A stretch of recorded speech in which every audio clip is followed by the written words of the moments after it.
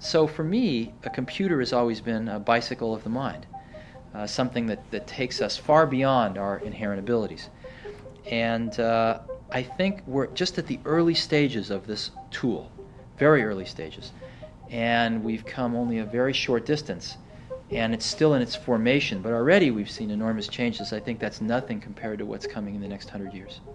Jobs, last question. I have an iPod Shuffle, and I am very curious and eager to know when I might be able to buy an iPhone. Can you tell me when that'll be available?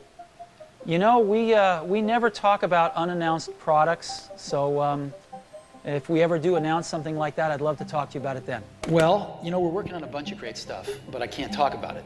Okay. That's the problem.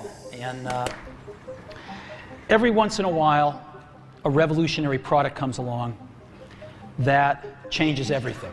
In 2007, Steve Jobs stood on stage and introduced a device he called revolutionary, a phone 5 years ahead of anything else. It looked flawless, magical even, but behind the scenes, it was barely working. At the time of that iconic demo, Apple didn't have a finished product. The presentation itself was carefully choreographed, almost like a magic trick. After the demo, Apple had just 24 weeks to turn that illusion into a real product. This is that story.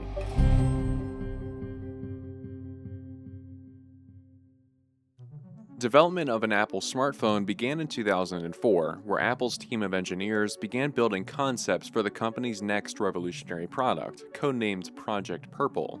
However, Project Purple wasn't Apple's first phone. Enter the Motorola Roker E1, a not-so-successful collaboration with Motorola and Apple. It was designed to leverage Apple's chokehold on the music market with iTunes, paired with the utility of a cell phone. It failed, partly because the device was outdated even during its launch, but also because the day it was revealed to the world, Apple showcased the next iteration of the iPod, called the iPod Nano, cannibalizing any spotlight Motorola could have had. Some today think that this was an intentional attempt to take Motorola out of the music market. In the wake of this failure, Apple recognized that truly impressing consumers would require addressing one of the biggest limitations of mobile phones at the time: buttons. Buttons represented an unavoidable compromise between user input and visual design. They constrained screen size, dictated rigid layouts, and limited how intuitively users could interact with their devices. Around this time, Apple began experimenting with alternative input systems, acquiring Fingerworks, a company that developed an advanced, touch-sensitive surface capable of detecting multiple points of contact simultaneously. This early exploration of multi-touch technology hinted at a future where users could interact directly with content using gestures like pinching, swiping, and tapping, rather than relying on physical keys. The design of the iPhone was cooked up by a team of experts led by hardware engineer Tony Fadell and software engineer Scott Forstall. Unlike typical design approaches where engineers work together on a singular concept, Fadell and Forstall were divided with their own teams on two separate design approaches. P1, an iPod-inspired design with a virtual click wheel to navigate around, and P2, a riskier approach that condensed Apple's proprietary macOS and icon-based applications into a small screen. What ensued was a brutal competition to win over Steve Jobs in creating the next big Apple product. They developed two versions of the iPhone. Neither worked very well, but it was up to Steve Jobs to make the decision on two promising prototypes. The choice was P2, and Apple's engineers began working overtime to get the iPhone finished for the Macworld convention in January 2007. They developed 5 barely functioning, feature-ready iPhones that Steve Jobs could easily swap out if anything went wrong. The iPhone could play a section of a song or a video, but it couldn't play an entire clip reliably without crashing. It worked fine if you sent an email and then surfed a web, but if you did those things in reverse, however, it might not. Apple's senior engineer, Andy Grignan. When the day finally came, the engineers couldn't have been more nervous. Consumers knew that Apple didn't just make products when they felt like it. They expected innovation.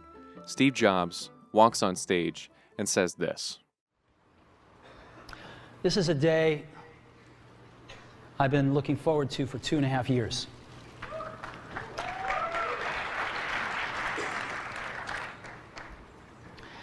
Every once in a while, a revolutionary product comes along that changes everything. In this moment, he breaks down every single feature of the iPhone that we take for granted today. Swiping, playing music, making phone calls, all in one revolutionary device. Even something as innocuous as zooming in on an image was followed by applause. And so I can just move them further apart and stretch the image. He was so confident that he flashed Apple's own stocks for the audience to see. And we're going to load stock information off the web and just right onto the phone here. Oh, look, Apple's up. At the same time, he takes sharp, deliberate jabs at competitors, pointing out the flaws in existing smartphones and exposing their limitations. Right? So what are we going to do? Oh, a stylus, right? We're going to use a stylus. No. No. Who wants a stylus? These moments are not accidental. They create contrast, positioning the iPhone as a clear departure from what the industry offers. By the time Jobs was done, he wasn't revealing a revolutionary product, but a new way to interact with the world around us. 6 months later, Apple entered mass production of the first iPhone. And as they say, the rest is history. There is a major breakthrough headed to American consumers. It's the iPhone. I think we're going to hit a grand slam with this. The iPhone 3G. And we call it the iPad. If you live each day as if it was your last, someday you'll most certainly be right. To call the iPhone 3G a hit, I think would be the understatement of the year. If today were the last day of my life, would I want to do what I am about to do today? Co-founder and former chief executive Steve Jobs has died at the age of 56 at the company's headquarters in Cupertino, California. The iPhone 6 and the iPhone 6. The iPhone, of course, became the first public U.S. company to be valued at $1 trillion.